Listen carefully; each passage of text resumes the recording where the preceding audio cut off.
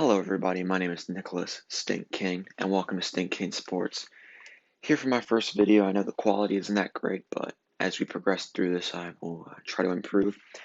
Today, we're going to have my weekly sports update with the NBA coming back and my opinions on the MLB. So let's start with the NBA. Last night, we had two thrilling games, one between the Jazz and the Pelicans, the other between the Lakers and the Clippers. In the Jazz Pelicans game, the Jazz came back from down 16, came back to win 106 to 104. Gobert had two clutch free throws at the end of the game.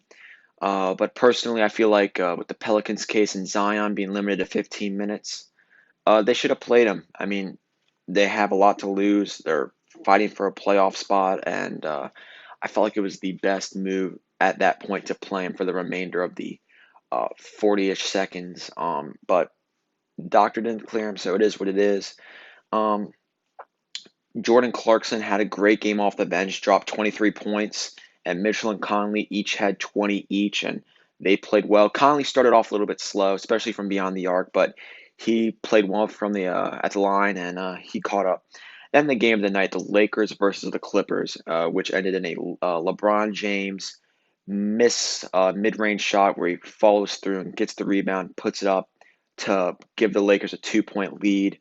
Um, James didn't play that great up to that point. I feel like Kawhi and Paul George both outplayed him. Anthony Davis had a great game that really kept the Lakers in that game. But I just feel like Kawhi just and Paul George both outplayed. George had his shot to tie. It was a phenomenal three. He shot well from beyond the arc the entire game. But I still like. But James had the clutch shot, and he had great defense on the last possession, which led to the Lakers win. I still like the Clippers in a best of seven series due to the fact that the Clippers last night did not have Lou Williams, and I just feel like they are an overall better team, even though they do lack a big man to guard Anthony Davis. In my opinion, I feel like that I like them in a best of seven series. Um, so it was a great opening night for the NBA. It's good to see it back. I feel like the Adam Silver, who in my opinion is the best commissioner across all sports, has done a phenomenal job at keeping the virus away from the NBA and from the players by setting up this little bubble. And I feel like they've done a phenomenal job, and I really feel like this will work. However, so that's something that the MLB has not done. And here's what I have to address with the MLB. With the recent outbreak with the Marlins and today's little outbreak with the Cardinals and the postponed games for the Marlins and the Cardinals now, I feel like the MLB, I believed this beforehand, I never had to put it out, but I feel like there shouldn't be a season. If anything, it should be an exhibition season because 60 games is not a large span of time, especially when you usually play 162. And here's my example. The Nationals last year, my personal favorite team, started off 19 and 31, and they ended this in 50 games. They 19 and 31. They with that standard format right now that we're playing with these 60 games, they would not have made the playoffs. But they won the World Series. So you just have to look at that, and it's such a small amount of time. And with it's hard to control because it's baseball. They don't really have a bubble. All these people getting the virus, and then you have to cancel games, and it's just going to be a huge mess. They're already setting up 7-inning doubleheaders in August. So I feel like baseball will eventually cancel their season, and they should right now, and just make it an exhibition season because people will still watch. They have nothing else to do. But you cannot call this a season. You cannot crown a World Series champion in 60 games, in my opinion. It just doesn't make sense. As well, let's talk about Joe Kelly. Joe Kelly, the 3-0 pitch, uh, quite possibly intentionally threw at Alex Bregman's head, then struck out Correa, and there was the argument, got suspended for 8 games, which is the equivalent to 22 games in a standard season. That's absolutely blasphemous in my opinion. Manfred is the worst sports commissioner across baseball, hockey, football, and basketball. He is horrible. He handled the Astro situation horribly. Didn't suspend any of them, but decides to suspend Joe Kelly for nearly a sixth of the season, and I think it's pitiful.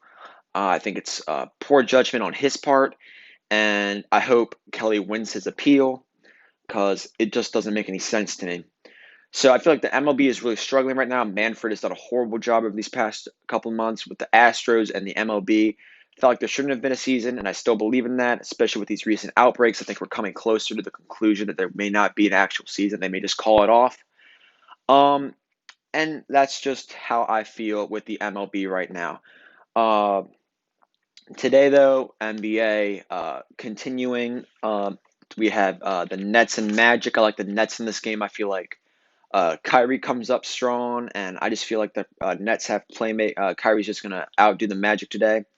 Blazers versus the Grizzlies. I feel like Lillard, who is my favorite player now on the Wizards, and McCollum are just gonna light up John Morant and the Grizzlies because they need it, and I feel like they're a better overall team. They started out real slow, but I feel like they picked it up before this whole quarantine, and something just tells me that Damian Lillard is ready to play, ready to go.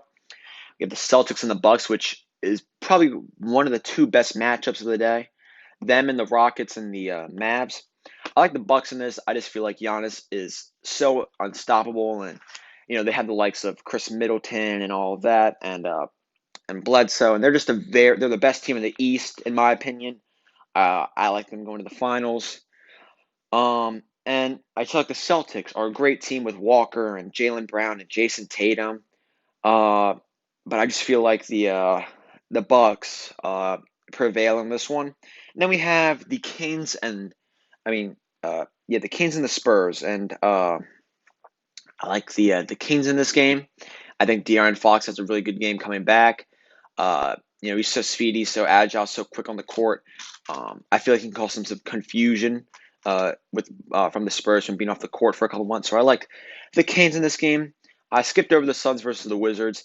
I feel like Devin Booker lights it up today. Wizards are a lackluster team at best.